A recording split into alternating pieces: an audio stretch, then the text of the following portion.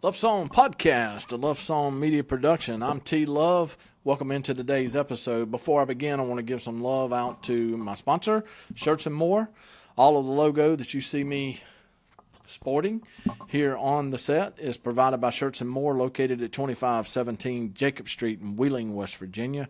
Shirts and More is a family-owned business, and for over 40 years they have been providing the best and most professional garments on the market. Let Tracy, Braxton, or Dana, or any of the friendly staff at Shirts and More help you with your next apparel need. If you can contact them directly at 304-232-2030 or on their website at shirtsandmoreinc.com. Give them a call, let them know that Love Song sent you, and I guarantee you they will take care of you. Today's episode 23, Faith on the Hill. You know, I do a lot of traveling. And no matter where I go or who I talk to, the conversation always has this type of remark in it. This old world's getting bad. I got to thinking about those type of remarks and asked myself, why is it getting so bad? Well, I think the answer is simple. The more we prosper and progress as a society, the more we digress spiritually. One nation under God has gone to the wayside. We are now electing people who weren't born here and pledge allegiances to multiple flags and multiple gods or idols or none at all. We are now electing people who aren't beholding to our Christian values. People who don't believe in Jesus. People who pray to a God that is not Jehovah Jireh. When the United States Congress convened for its 119th session on January 3rd, 2025, it had marginally fewer Christians than it did in the previous session, which was 23 to 25. Continuing a gradual 10-year decline. Think about that. We just had another decline now, and over the last decade, it is a continual decline. Christians will make up 87% of the voting members in the Senate and House of Representatives combined in the 2025-2027 congressional session. That's down from 88% in the last session and 92% from a decade ago. Overall, there will be 461 Christian members of Congress when the 119th Congress meets, compared with 469 in the previous Congress and 491 during the 2015-17 session. It will be the lowest number of Christians since the start of the 2009-2011 congressional session, the first of which Pew Research Center conducted this analysis. So I just mentioned Pew Research. You can pull them up, Google them, whatever you want to do. They've got a lot of good data on this. I've got a lot to cover, so I'm just going to breeze through it today, okay? At 87%, Christians still make up the lion's share of the Congress, far exceeding the Christian share of all U.S. adults, which stands at only 62% after several decades of decline. In 2007, 78% of American adults were Christian, according to the Pew Research Center Religious Landscape Study from that year. And in the early 1960s, more than 9 in 10 U.S. adults were Christian, according to the historical Gallup polling. The new Congress is also more religious than the general population by another related measure. Nearly 3 in 10 Americans, 28%, are religiously unaffiliated, meaning they are atheists or agnostic or say their religion is nothing in particular.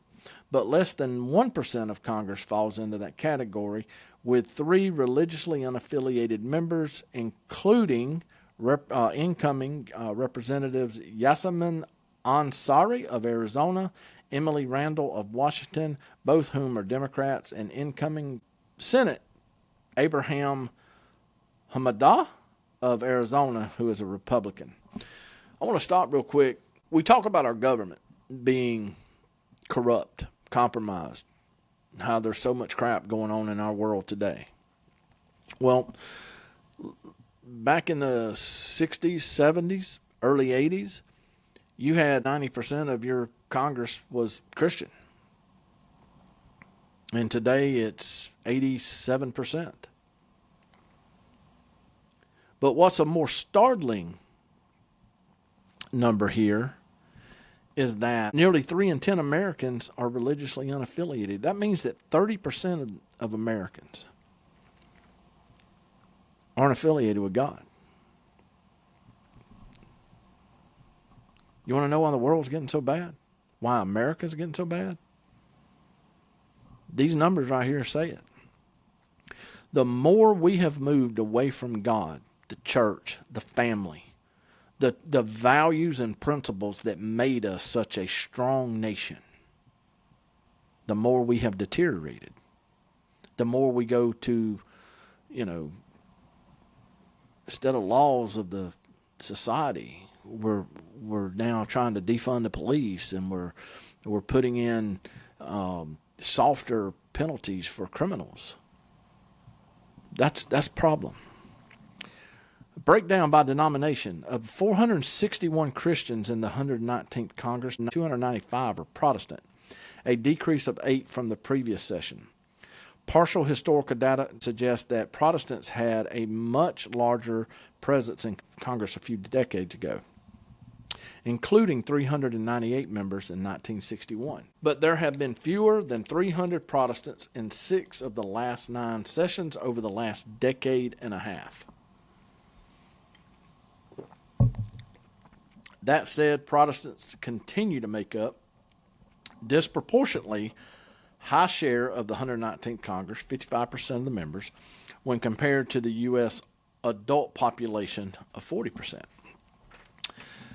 Baptists are the largest category of Protestants in the new Congress with 75 members. That's 14.1%. That's 8 more Baptists than in the prior session.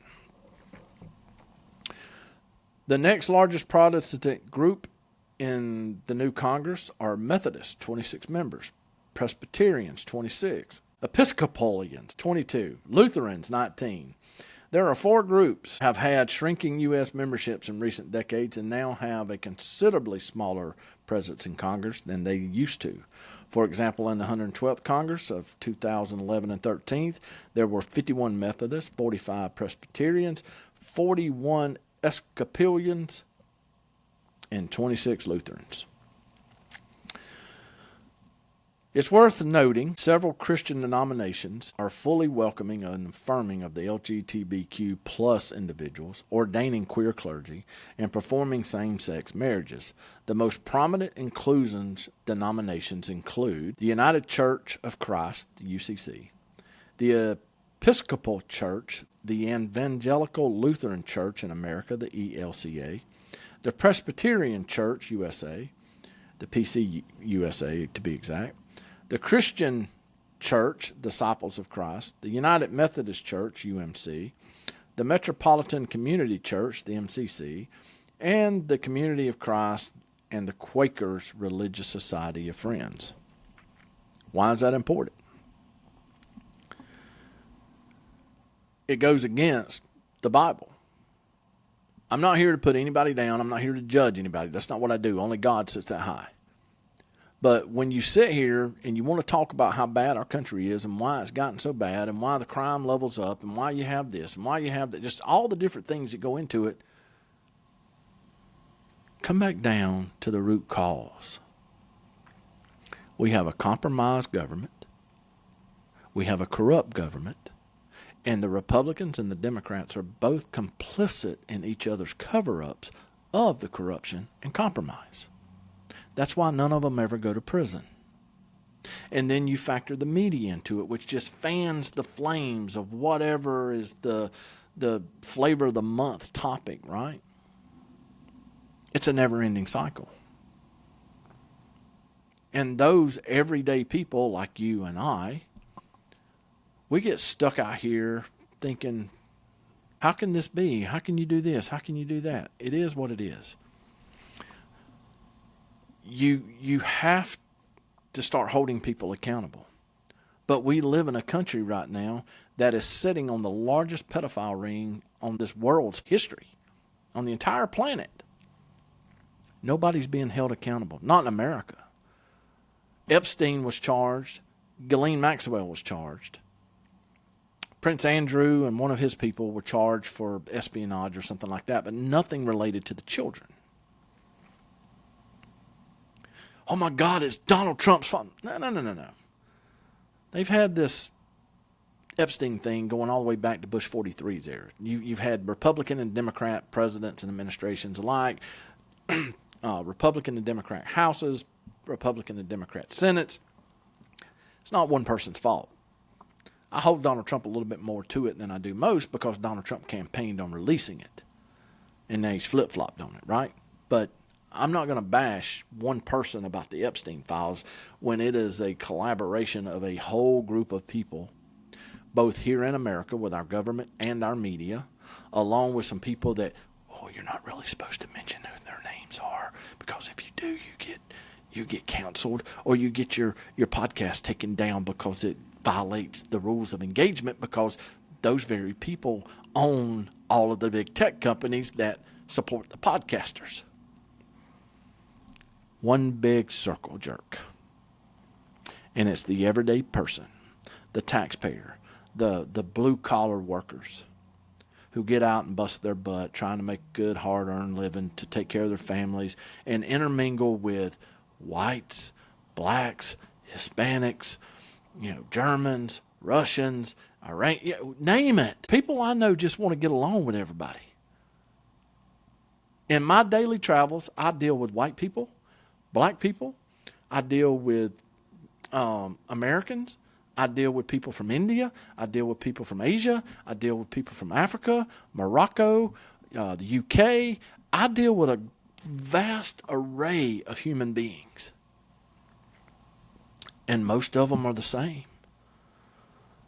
They just, hey, how you doing? Shaking hands, good to see you, man hug, whatever it may be, right? Nobody's packing.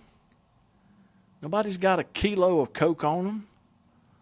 Nobody that I know of has got any kitty porn on them. They're just normal human beings trying to live a normal life. The new Congress has 150 Catholics, 2 more than in the last session. Still, that's the lowest than the average number of Catholic members over the last decade and a half. Additionally, the new Congress has 9 members of the Church of Jesus Christ of Latter-day Saints, widely known as Mormons. This is the same number as in the last 2 Congresses. Several Christian denominations are fully welcoming and affirming of the LGBTQ communities and individuals, which I've already went over that. 71 members of Congress do not identify as Christians. 71 members of Congress do not identify as Christians, including 32 who are Jewish. Although that is one fewer Jewish member of Congress than in the last session. Jews continue to make up a higher share of Congress, 6%, than the overall adult population, which is only 2%. So you have 6% of our Congress is made up of Jewish people, while our population is only made up of 2%. Or so the study says. It's worth noting that mainstream Judaism, aka the Jewish people, state Jesus is not accepted as the Messiah, the Son of God, or a divine figure. Those people believe in a single, indivisible God and maintain that Jesus did not fulfill the biblical prophecies required of the Messiah, such as bringing universal peace and gathering the Jewish people look for.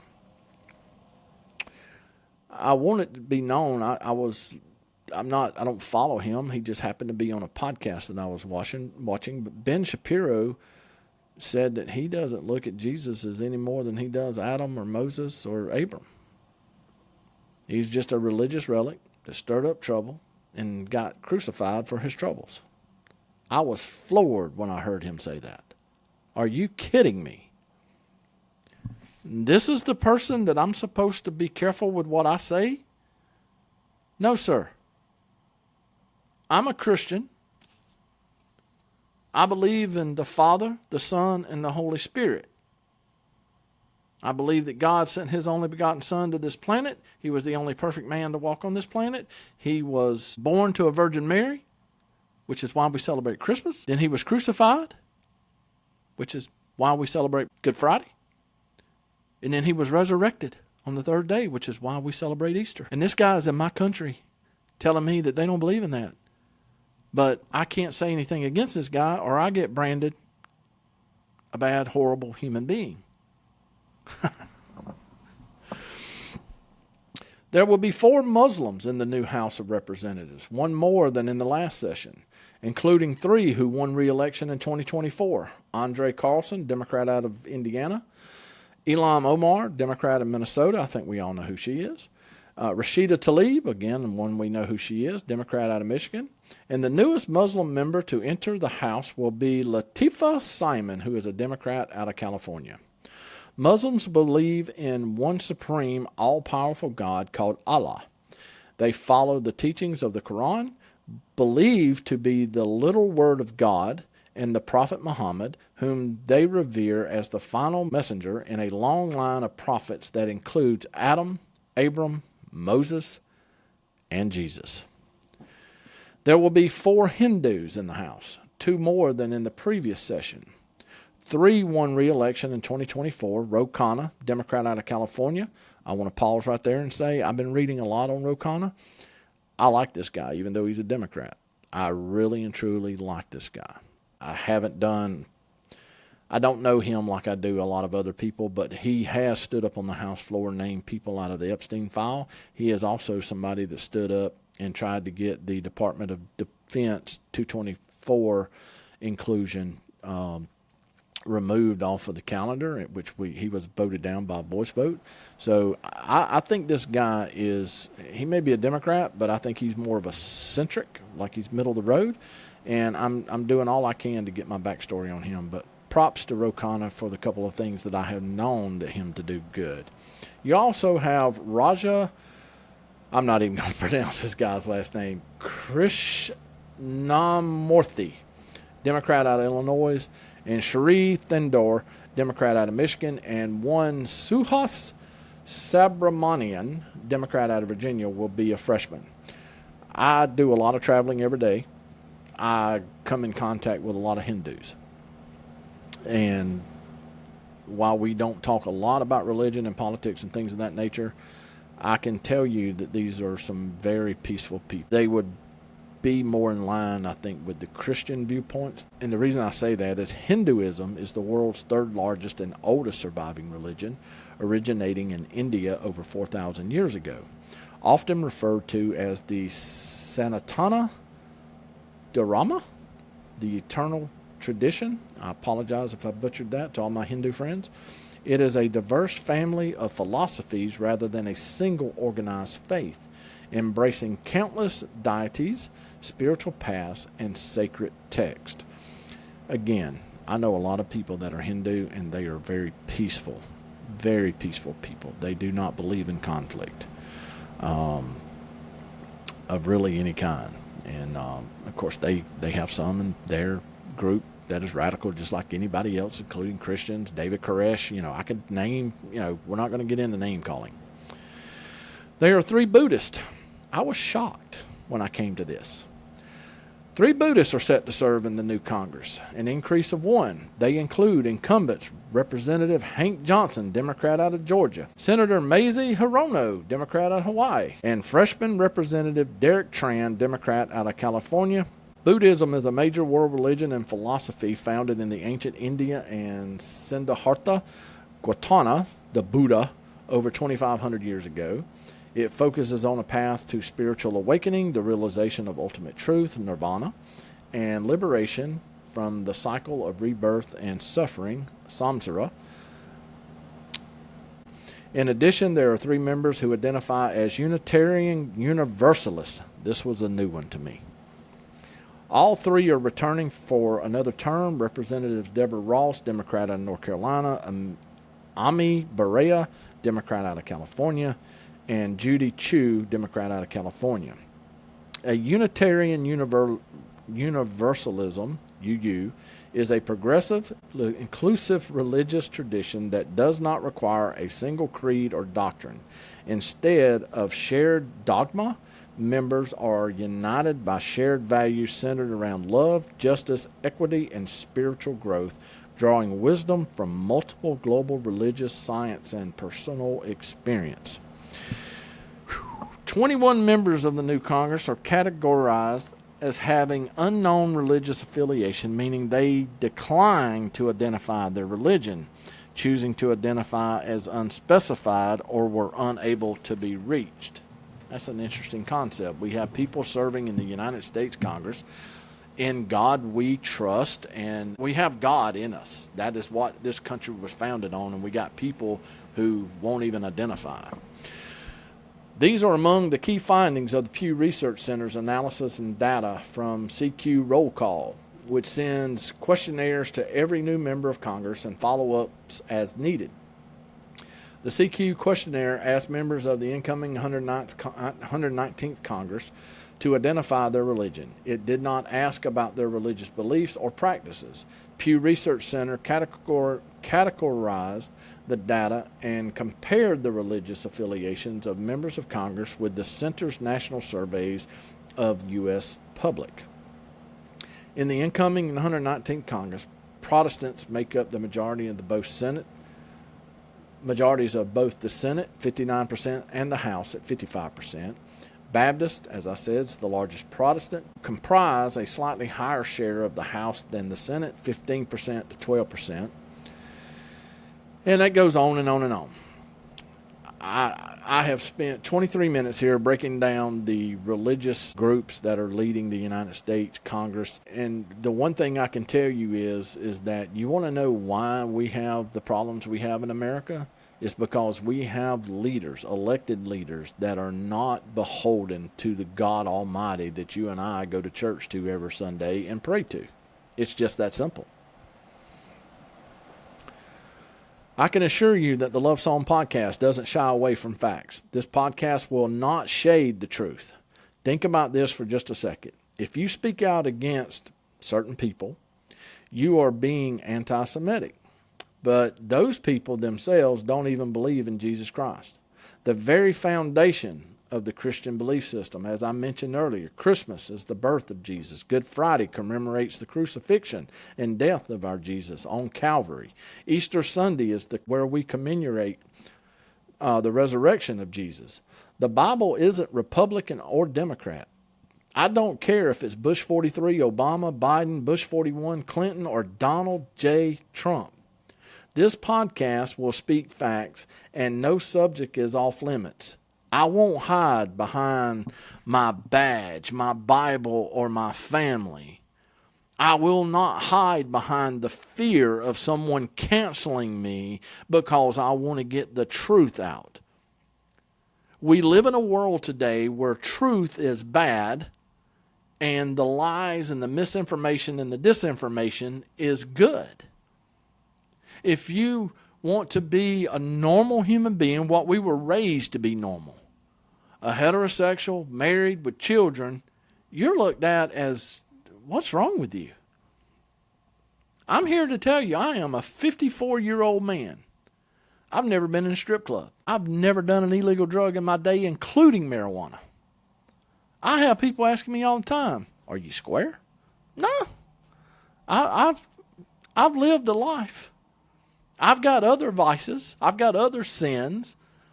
But the strip clubs and the drugs just aren't two of the sins that I will have to stand before my God and be judged for.